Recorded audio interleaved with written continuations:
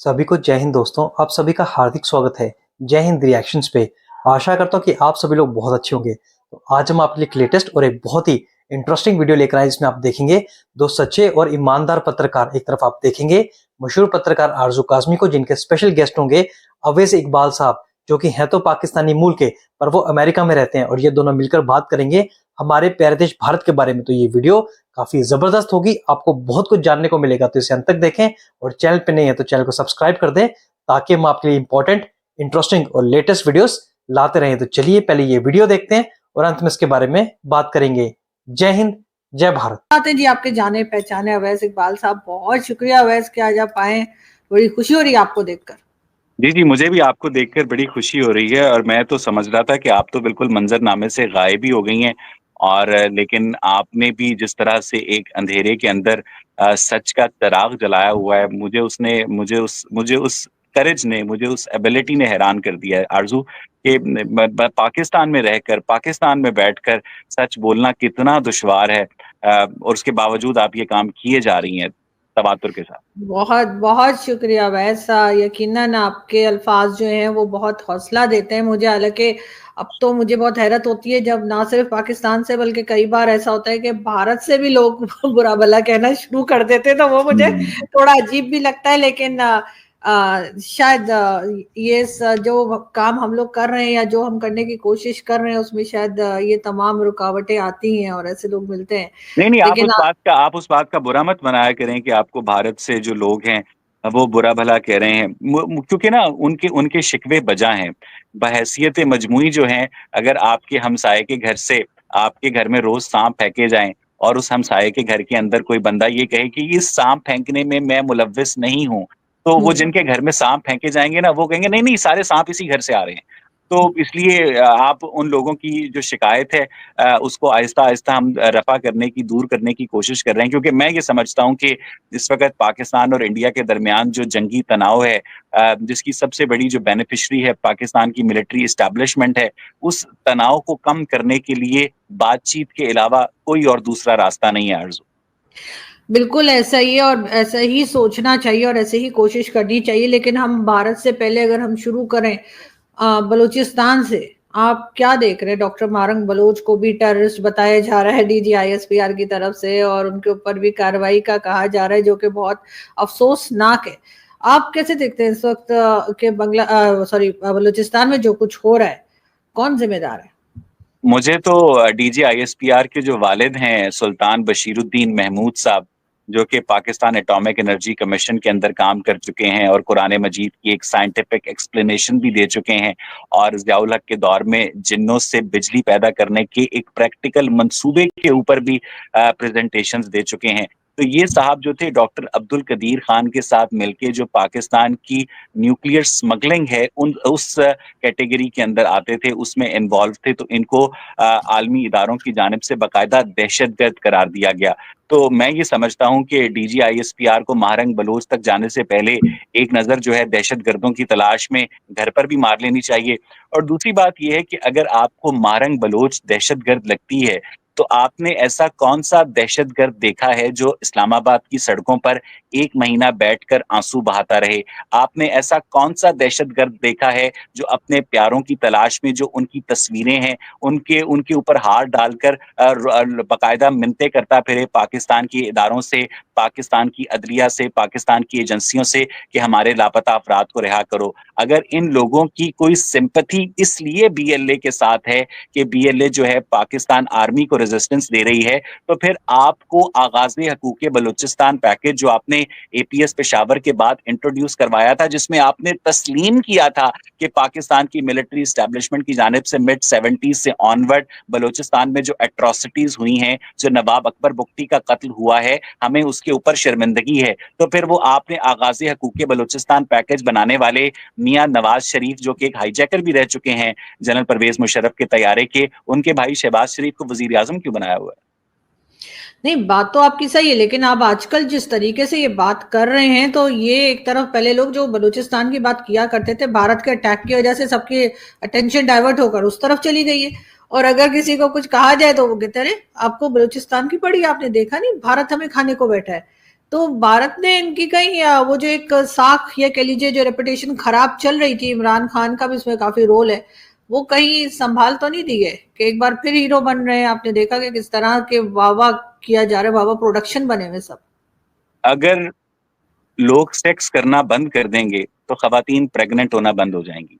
अगर खवातीन प्रेग्नेंट होना बंद हो जाएंगी तो ये जो गायनाकोलॉजिस्ट बैठी है ना हर गली मोहल्ले के अंदर, ये बेरोजगार हो जाएंगी। इस ग्रॉस एग्जाम्पल को देने का मकसद सिर्फ और सिर्फ ये था कि जब तक पाकिस्तान आर्मी खित्ते के अंदर सिक्योरिटी की सूरत हाल को बरकरार रखेगी तो ये अपने आप को पाकिस्तान की और इलाके की जियो पॉलिटिक्स में रेलेवेंट रखेगी, माल पानी कमाएगी, डॉलर कमाएगी।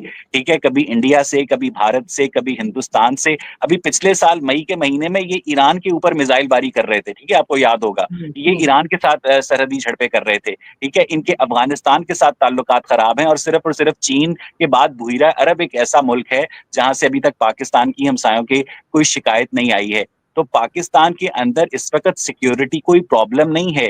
पाकिस्तान के अंदर सिक्योरिटी एक परमानेंट धंधा है। इन जर्नैलों के बाद जब ये रिटायर हो जाएंगे, जो नीचे के लेफ्टिनेंट कर्नल और ब्रिगेडियर ऊपर आकर जनरल बनेंगे, उन्होंने माल पानी कहां से कमाना है? उन्होंने अपने बच्चों को अमेरिका, यूरोप, कनाडा की यूनिवर्सिटियों में हजारों लाखों डॉलर देकर कैसे भेजना है? ऑपरेशन करना है। जिस तरह गायनाकोलॉजिस्ट ऑपरेशन करती है उस तरह से ये भी ऑपरेशन करते हैं। अभी ये बलूचिस्तान में ऑपरेशन करेंगे, फिर शुमाली वजीरिस्तान में ऑपरेशन करेंगे, फिर खैबर पख्तूनख्वा में ऑपरेशन करेंगे और उसके बाद इंडिया को एक दो उंगल देकर फिर उसके साथ लड़ाई छेड़ देंगे। यानी ये कॉन्स्टेंटली इस खित्ते के अंदर पाकिस्तान के लोगों को पीस के साथ, अमन के साथ, इकोनॉमिक प्रॉस्पेरिटी के साथ, क्लैरिटी ऑफ विजन के साथ जिंदा नहीं रहने देंगे आरजू। ये मेरा मानना है।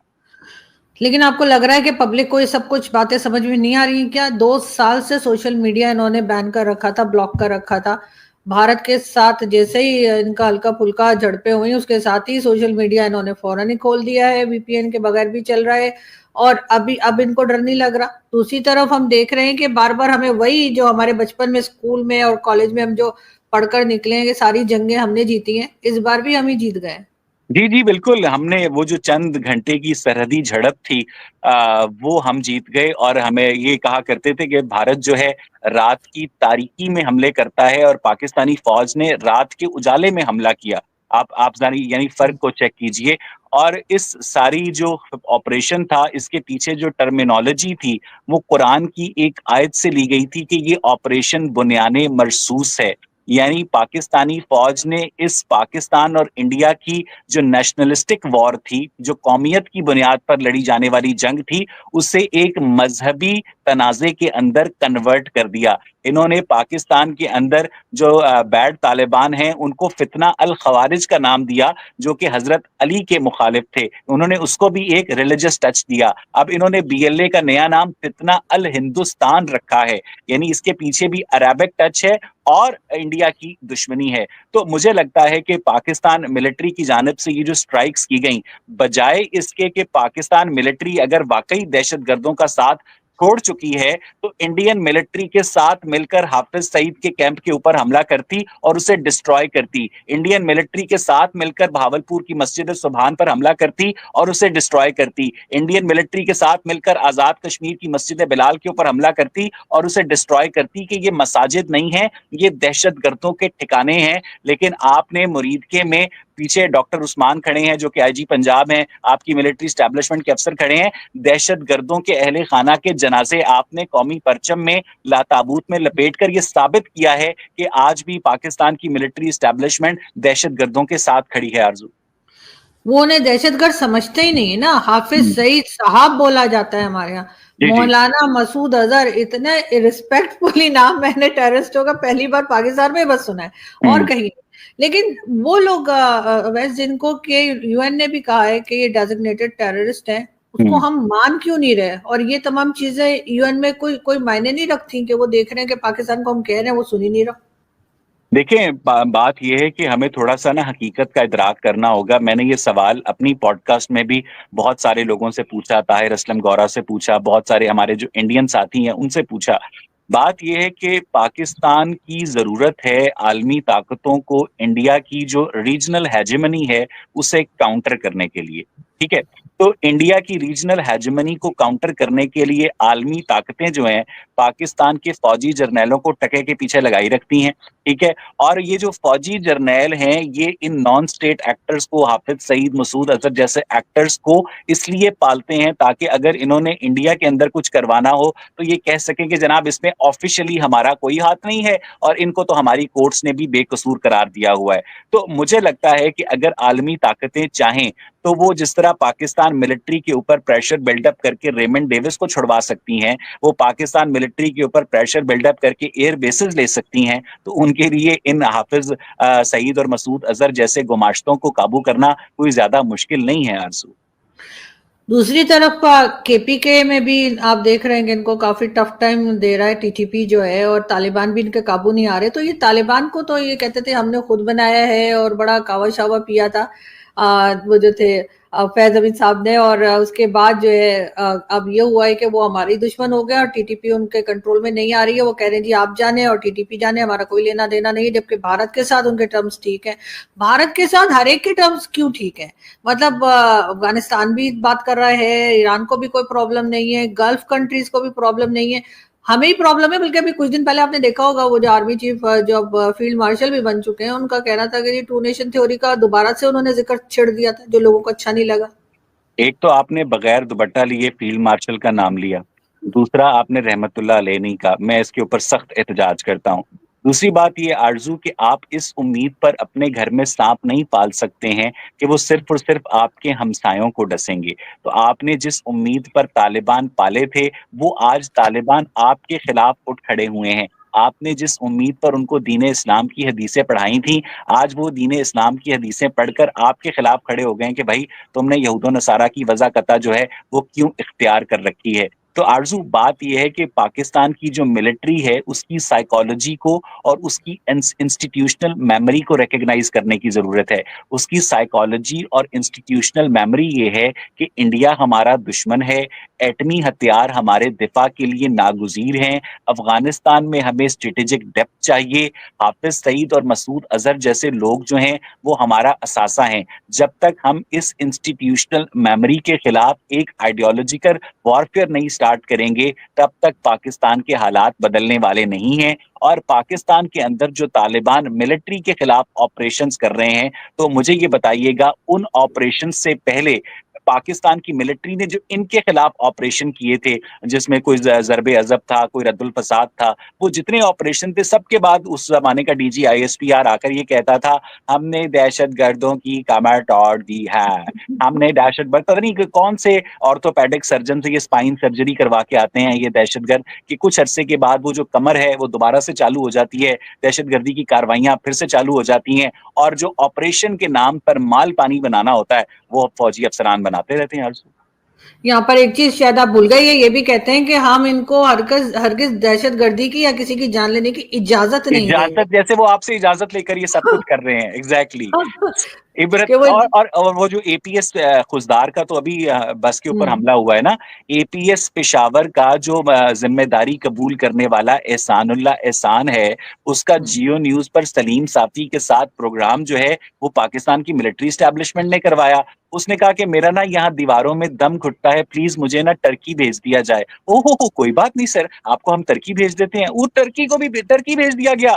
यानी एपीएस पेशावर में 150 बच्चों के जान लेने की जिम्मेदारी कबूल करने वाले डेजिग्नेटेड टेररिस्ट एहसान को पाकिस्तान के सारे जुडिशियल और कॉन्स्टिट्यूशनल प्रोसेस को बाईपास करके टर्की भेज दिया गया। वो जो लड़की नौरीन लगारी थी, जिसको जो कि दहशतगर्दों के साथ पकड़ी गई थी, वो चूंकि लड़की थी, थोड़ी शक्ल अच्छी थी, तो फौजियों को रहम आ गया, नहीं बच्ची से गलती हो गई है। यानी ये खुद ही ऑपरेशन करते हैं, खुद ही छोड़ देते हैं, खुद ही मार देते हैं, यानी इनको कोई पूछने वाला ही नहीं है। और जहां पर ये बलूचिस्तान में या खैबर पख्तूनख्वा में ऑपरेशन करते हैं, वहां पर क्या किसी मीडिया को एक्सेस दिया जाता है कि आप ये जो स्टोरी हमें सुना रहे हैं उसमें कितनी सदाकत है, और ये ऑपरेशन के नतीजे में सारे दहशतगर्द मार क्यों दिए जाते हैं, उनमें से कोई जिंदा क्यों नहीं पकड़ा जाता, उनमें से कोई जख्मी हालत में कोई गिरफ्तार क्यों नहीं होता? मेरा ये सवाल है आरजू। बिल्कुल, हर बार यही कहा जाता है, सारे के सारे मारे ही जाते हैं, कभी भी किसी को इन्होंने जिंदा। दोस्तों आशा करता हूं कि वीडियो को आपने अंत तक देखा होगा और आरजू काज़मी और अवैस इकबाल साहब का पूरा डिस्कशन आपको काफी पसंद आया होगा, जहां पे आपने देखा इन दोनों ने बात की हमारे प्यारे देश भारत के बारे में और निचोड़ यही निकाला कि भारत के रिश्ते अपने पड़ोसियों और दुनिया के साथ अच्छे हैं, वहीं पाकिस्तान के ताल्लुक हर पड़ोसी और दुनिया के साथ खराब है। तो आशा करता हूं वीडियो आपको अच्छी लगी होगी। अगर वीडियो पसंद आई है तो इसे लाइक और शेयर जरूर कर दें और अपने विचार हमें कमेंट सेक्शन में लिखकर जरूर बताएं। तो चलिए फिर मिलेंगे ऐसी किसी इंपॉर्टेंट और इंटरेस्टिंग वीडियो में, तब तक अपना ध्यान रखिए। जय हिंद, जय भारत।